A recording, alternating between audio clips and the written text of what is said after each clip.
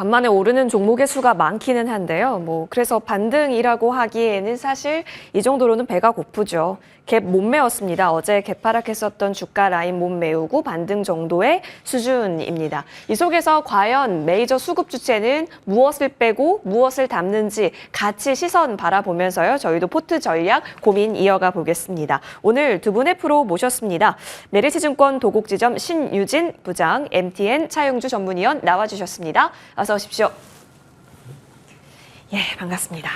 우리 이제 한 주의 마지막 거래일이다 보니까 또 오후 들어서는 이제 매매에 있어서 좀 조심스러운 관점 갖고 계실 겁니다. 그렇다면 다음 주에 대한 전망을 같이 녹여서 시장 한번 바라보겠습니다. 일단 지금 외국인 순매도 쪽 지금 띄워놓고 있는데요. SK하이닉스, 삼성전자, 현대차 좀 사이즈 큰 종목 지금 빼고 있습니다. 일단 반도체에 대한 오늘 시세 체크도 굉장히 많이 하셨을 거라서요. 이 부분 좀 짚어볼 필요는 있어 보입니다. 더불어서 기관 같은 경우에 있어서도 지금 그래도 외국인이 하이닉스는 또 담고 있는 모습도 확인이 되고 있어서 체크는 필요해 보입니다. 자, 그러면 이 반도체 얘기부터 좀 나눠보겠습니다. 자, 우리 신유진 부장님. 사실 반도체는 화려한 스타였고 누구도 부정할 수 없었잖아요. 근데 지금은 휴식기인 건지 업황이 꺾인 건 아니기 때문에 반도체가 다시 스타로 군림할 수 있는 때를 기다려야 할 텐데요. 그러면 그때까지 어떤 스탠스를 우리는 반도체를 바라보는 시각으로 키워볼 수 있을까요? 저는 개인적으로는 반도체에 대한 뷰가 좀 기존엔 반도체가 쉬고 개별 종목장으로 봤었다가 하이닉스 실적과 빅테크 실적 앞두고 이렇게 한편으로 소외돼 있던 반도체 쪽 그쪽 비중을 조금씩 늘려보는 게 좋지 않을까 생각하고 있었는데요. 이제 중간에 트럼프 대선 승리 가능성 뭐 이런 여러 요인과 변수가 있더라도 AI 트렌드는 살아있다고 여겼기에 슬슬 반도체 매수 타이밍을 가져보는 게 좋지 않을까 생각하고 있었습니다. 일단 국내에선 삼성, 하이닉스 모두 어닝 서프라이즈가 나오긴 했지만 미국발 여러 이벤트 때문에 아직 쉽게 반등이 안 나오고 있고요. 단기간에 어저께 좀 급락도 많이 나왔고 30에서 50%까지 조정이 나오기도 했는데 중장기적인 뷰는 아직도 긍정적이기 때문에 이런 시점을 계기로 삼으면 어떨까 생각하고 있고요. 네. 일단 저는 엊그제 그 구글이 컨콜에서 CEO가 한 말 중에 AI 캐펙스의 그 과소 투자에 대한 리스크가 과잉 투자 리스크보다 크다라고 한 말이 굉장히 와닿았었는데요.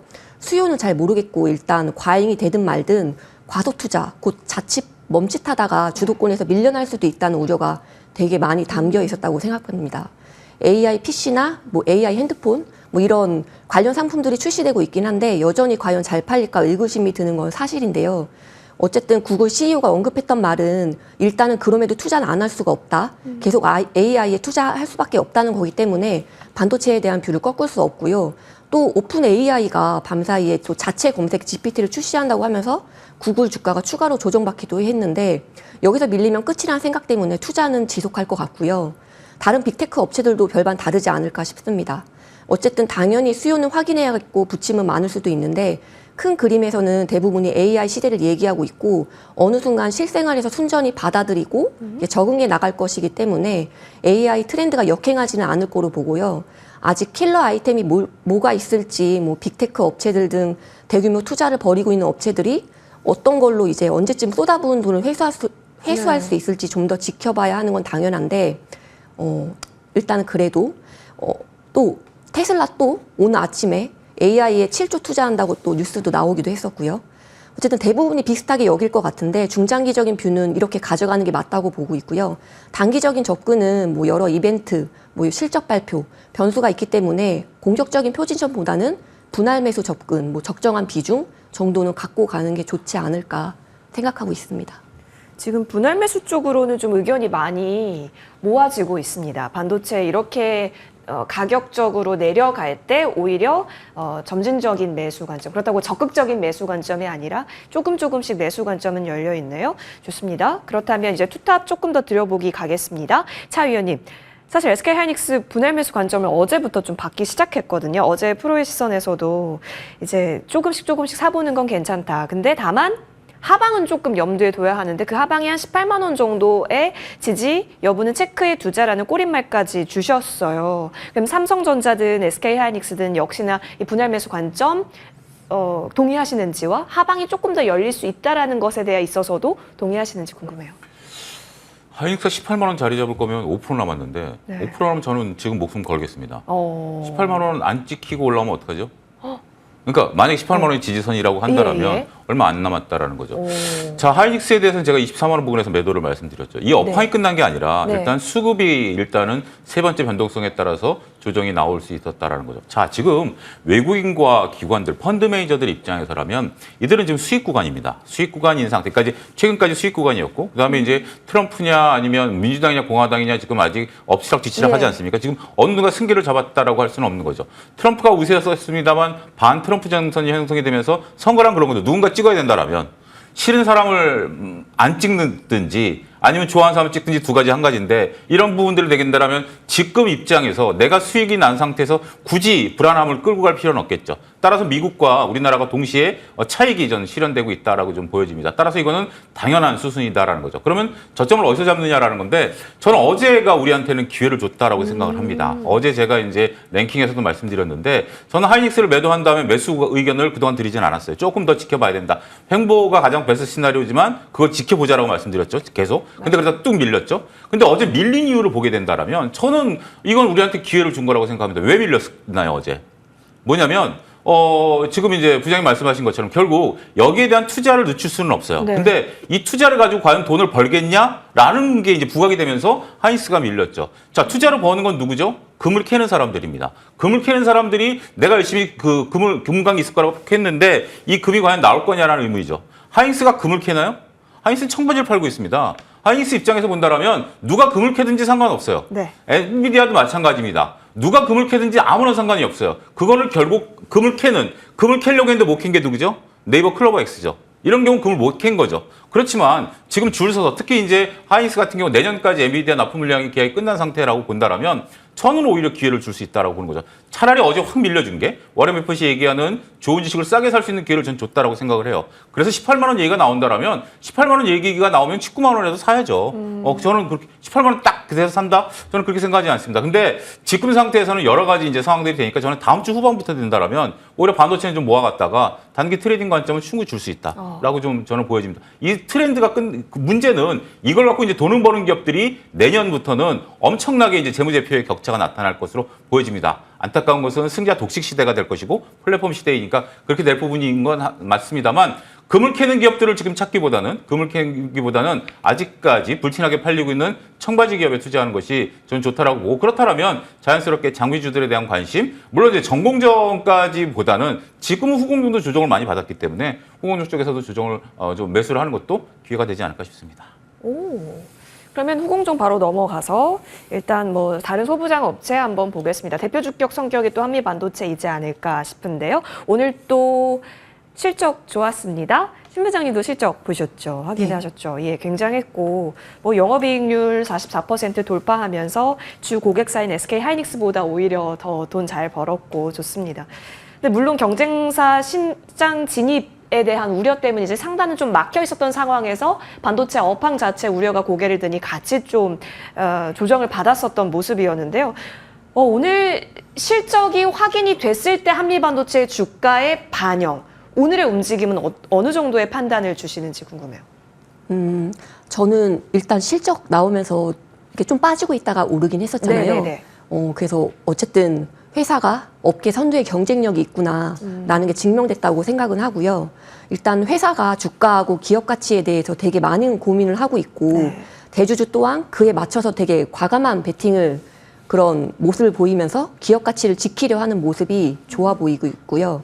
향후 2, 3년 내에 제시한 회사 가이던스에 대해서도 굉장한 자신감을 네. 표출하고 있기 때문에 항상 관심은 둬야 한다고 생각하고요. 최근 여러 리서치 자료에도 언급돼 있긴 한데 뭐 TSMC, 뭐 글로벌 오삿 업체양 뭐 이런 쪽으로의 퍼포먼스 낼 수 있어서 그렇다면 회사 가치를 한 단계 더 달리 봐야 하기 때문에 지켜봐야 한다고 생각합니다. 알겠습니다. 그러면 이수페타시스 쪽으로 좀 빠르게 넘어가 볼게요. 차 의원님 실적이 잘 나와도 걱정이고 못 나와도 걱정이잖아요. 특히 요즘 시장에서는요. 근데 이수페타시스는 앞으로 실적이 좋을 거야 라는 기대감을 반영시켜가면서 올랐었던 주식이거든요. 근데 이제 이제 우리가 실적 발표 나올 때 뭐 잘 나와도 떨어지는 경우를 보니까 이수페타시스 그동안 좀 모아가셨던 분들에게는 센티 훼손이 되지 않을까 이런 우려감도 있습니다. 낙폭을 더 용인해야 할지 지금도 괜찮을지 궁금하네요. 우리가 지금 여러분들 이게 조금 우리가 논지를 좀 정확히 하자고요. 네네. 실적이 잘 나온다라고 주가가 떨어지고 실적이 못 나와도 주가 올라. 이렇게 보시면 이거는 기준점이 없어지는 겁니다. 지금 제가 기준점을 나눈 대로 본다면 우리가 지금 변동성이 있는 것들 하이닉스 실적 잘 나왔죠. 한미반도 실적 잘 왜 못 올라가? 국장은 이래라고 얘기하는 거에 대해서는 저는 강하게 거부합니다. 왜냐하면 주가가 이미 올랐잖아요. 몇 배 올랐습니까? 몇 배 올랐는데 지금 요게 조정이 이게 실적이 잘 나오면 여기서 다시 가야 되나요? 그거는 조금 다른 관점이죠. 단지 실적을 우리가 기대 안 했는데 올라가는 것들이 뭐죠? 바닥권에서 올라오는 뭐 아모레퍼시픽이라든지 이런 것, 그러니까 그런 구분을 좀 여러분들 하죠. 우리 국장이 뭐 코에 걸면 코걸이, 귀에 걸면 귀걸이. 저는 거기에 굉장히 조금 나름대로 개인적으로 거부감을 좀 느끼는데 왜냐하면 우리도 기준점이 있어요. 우리나라 증시도 굉장히 선진화된 증시다라고 저는 이제 보여지는데 단지 이제 기대감이 올랐던 것들 지금 이수페타시스 얼마였죠? 10,000원짜리가 6만 원 간 거예요. 거기서 지금 5만 원 온 겁니다. 그게 과연 조정이냐라고 봤을 때는 이 정도는 애교로 봐줘야죠. 근데 저는 이제 이렇게 보여야 될 것 같아요. 지금 이제 2분기 실적이 굉장히 잘 나왔죠. 이수페타시스 그러니까 특히 한미반도체 같은 경우는 실적이 잘 나왔으면 저는 우리가 그렇잖아요. 공부가 잘한다라는 것이 한 번 성적이 잘 올랐을 때 공부를 잘하는 건가요? 최소한 2분기, 3분기는 봐야죠. 윌리엄 문일이 최고의 주식 최적의 타이밍에서 얘기하는 게 꼭 3분기 이상 영업이익이 늘어나는 기업들에 대해서 캔슬림이 시작되죠. 캔슬림이 시작되는 그 근본 요인이 3분기 이상 영업이익이 늘어나는 거거든요. 따라서 지금 이제 퀀텀 점프한 거 제가 이제 현대 인프라코어에서도 말씀드렸다시피 영업이익률이 현대 인프라코어가 20% 급증했으면 다음에 그걸 넘어서야 되느냐에 대한 고민이 생긴 거 아니겠어요? 성장의 역설이라고 말씀드렸는데 지금 이들이 성장의 역설과 과연 지금 이제 2분기 잘 나왔는데 3분기까지 이어지느냐라고 일단 투자자들이 한번 좀 보는 거예요. 한번 이익을 챙기고 보는 거지 급하게 실적이 잘 나왔는데 지금 밀리니까 사야 된다? 이런 개념은 저는 좀 다르게 봅니다. 어차피 이 업황이라는 것은 특히 이 AI 모멘텀은 최소한 2, 3년은 된다라는 입장에서 본다라면 지금은 차익을 한번 실현한 단계에서 차분히 모아가는 전략으로 느긋하게 보셔야지 실적이 잘 나오면 그때부터 주가가 올라간다? 그러면 주식이 편한 거죠. 근데 이미 제가 기준점 드렸잖아요. 치킨을 먹었냐 안 먹었냐. 얘는 충분히 먹었잖아요. 충분히 먹은 차트 6배 올라간 주식이 20% 빠졌다라고 그래서 이게 주가 조정이냐라고 본다라면 글쎄요. 저는 근데 오히려 이런 것들이 기회를 준다라고 보는 거죠. 그러니까 보여 계신 분들이 위해서 못 팔았다라고 한다라면 저는 뭐 당연히 보이지만 지금 상태에서 차트를 잡아간다라면 다시 한번 근데 우리가 V자 반등을 기대하기는 어렵습니다. 왜냐하면 이제는 분기 단위로 업황을 봐야죠.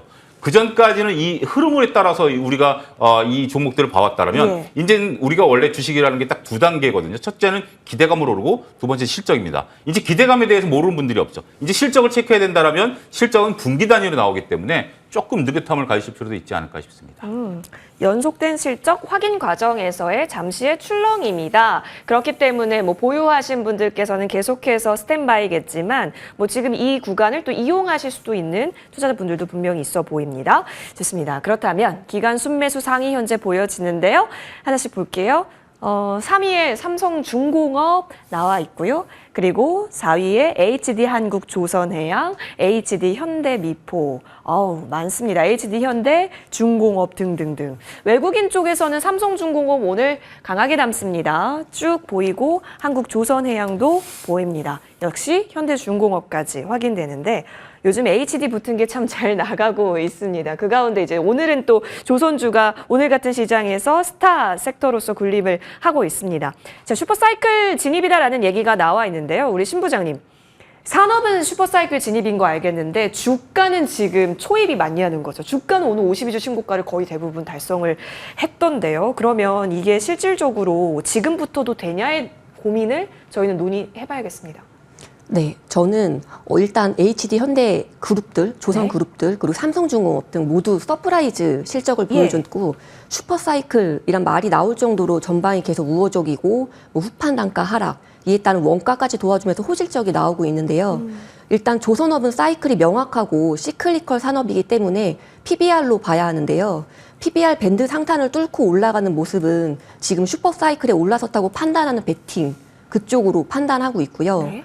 하이닉스도 HBM이라는 새로운 아이템으로 PBR 상단 2배를 뚫고 올라가는 모습을 보여줬듯 조선 또한 그렇게 갈 수 있을지 좀 더 당연히 지켜는 봐야 하는데 일단 솔직히 HD 현대그룹은 조선 쪽 분할이 되게 많았었고 상장도 많았었기 때문에 그룹 전체 다 합친 시총으로 봐야지 이렇게 1대1로 보기는 좀 힘들어 보이고요.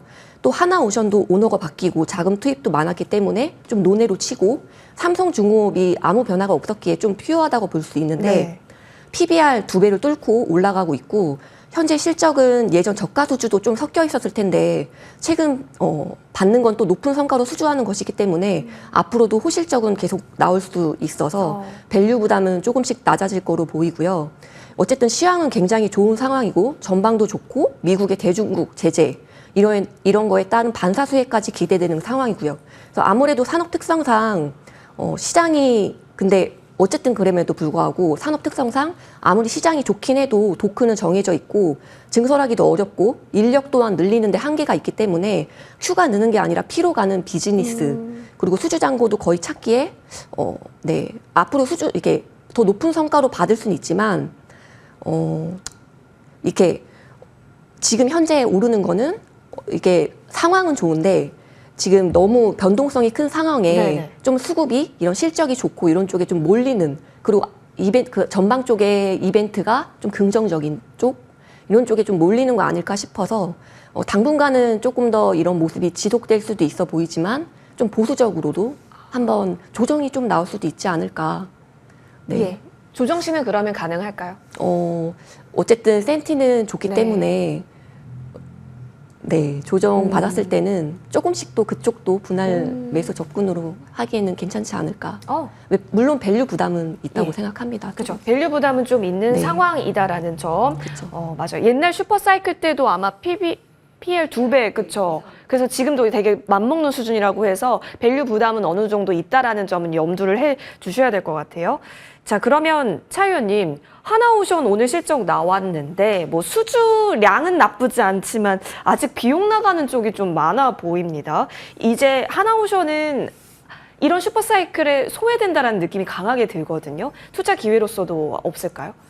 우리가 이제 조선업종 같은 네. 경우 여러분들이 보면 상당히 투자를 그동안 해서 수익을 내신 분들이 거의 없으실 겁니다. 네. 왜냐하면 조선업종 나쁘다라고 얘기하신 분들은 없었죠. 수주잔고 많다. 맞아요. 신조성과 올라간다라고 계속 얘기를 했죠. 근데 주가는 못 올라갔죠.